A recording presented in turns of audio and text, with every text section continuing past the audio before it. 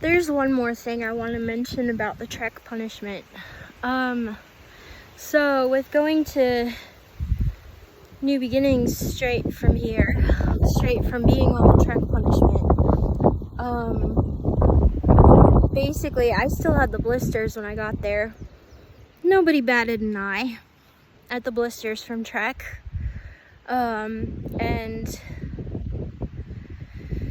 I did briefly see my mom when I first got to Three Springs New Beginnings, but I just knew at that point, you know, not even to bother showing her the blisters, because basically the staff at Three Springs Paint Rock Valley and at Three Springs New Beginnings would tell parents that if kids told them anything about abuse, that they were just manipulating to get out.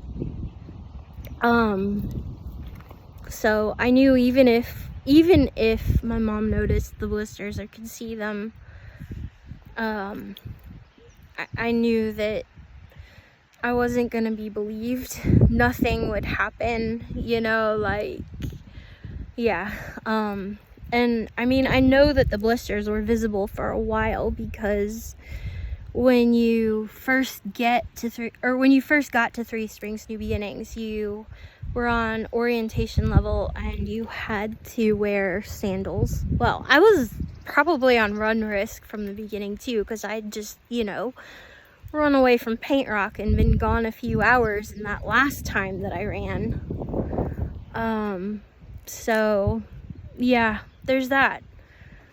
But yeah, it's just sad that, you know, at that point, you know, after 9 months of being here, being tortured, and knowing that no one would believe me if I said anything, I just learned not to say anything, you know. And I think, you know, even though the trek punishment, you know, didn't break me to the point where, you know, I would have submitted and worked the program here, you know, which I'm glad, because I see the survivor's guilt in, you know, the people who are alive that, you know, I'm back in touch with, and also that they've told me about, that, you know, with what it took to graduate, you know, and the bullying and stuff. Like, I'm glad that I never broke and, you know, did that, you know.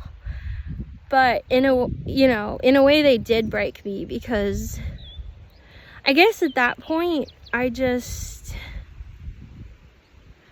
I don't know, things that were questionable at Three Springs New Beginnings, I just didn't think anything about, because I had just been through 9 months of being told that this was treatment, being told that this was normal, you know, like, and that, you know, I was a bad person and I was there because I was bad, you know, and like anything bad that happened to me was my fault, you know, like, sorry, there's a fly.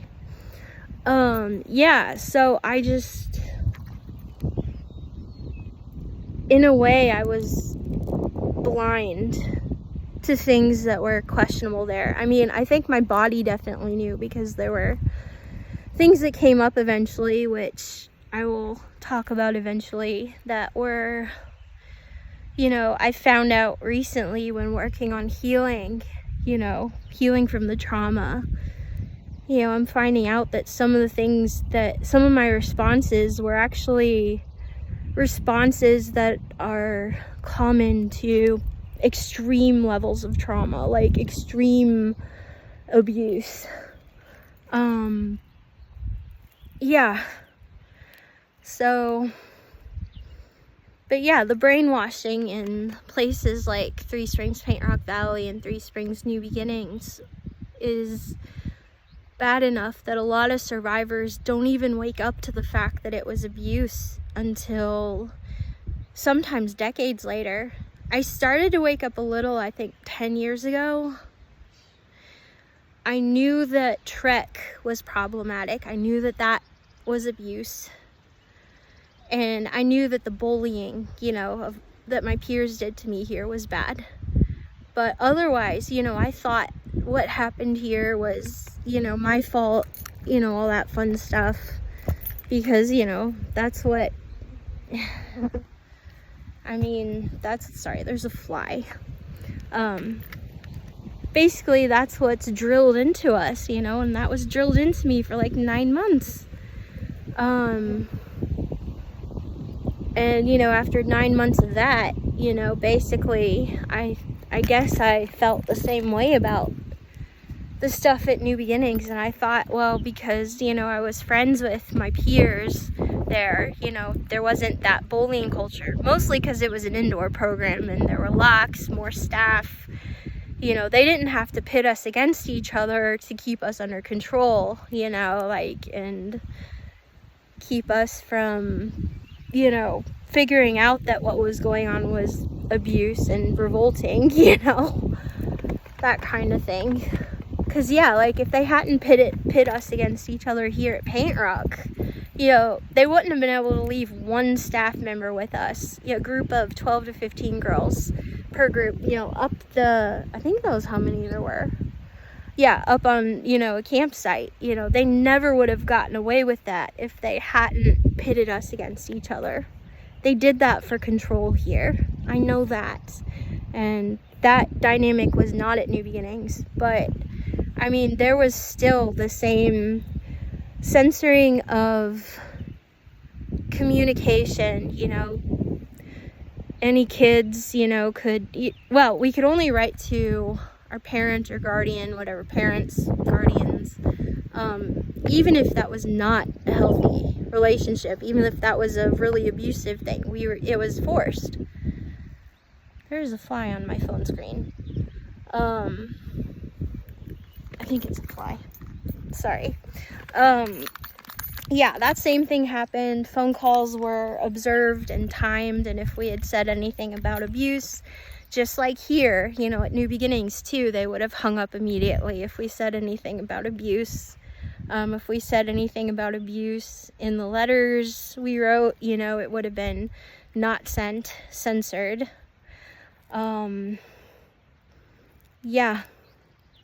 So there was that, and there were just, I'll talk about New Beginnings another time, but yeah, there were also just, oh my gosh, kind of a walking on eggshells feeling, because you never knew, like, you know, if there would be a rule change and the whole group would get put on a punishment for something petty, you know.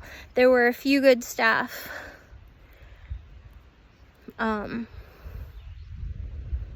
Yeah, my brain did not block out as much of Three Springs New Beginnings as it did Paint Rock. Paint Rock, I blocked out a lot because when you're being abused by both the kids in your group and the adults, there comes a point where a kid's brain can't handle that level of abuse. And yeah, so it just blacks stuff out. And of course, it's all fun now that it's coming back. I'm hoping that not all of it comes back. I'm hoping there's some things that never come back. I don't want to remember this stuff, you know, it's bad. And it's still, I carry it with me today because of how bad it is. You know, this stuff is why I eventually ended up in a wheelchair, you know. And it's crazy how many troubled teen industry survivors have the same conditions I have. POTS, mast cell activation syndrome, Ehlers-Danlos syndrome, Hashimoto's thyroiditis, fibromyalgia, chronic fatigue syndrome, you know, all these things, all these autoimmune things. And it's crazy how many wilderness program survivors have back problems now as an adult because of being forced to carry things that were way too heavy for them. So, yeah, there's that.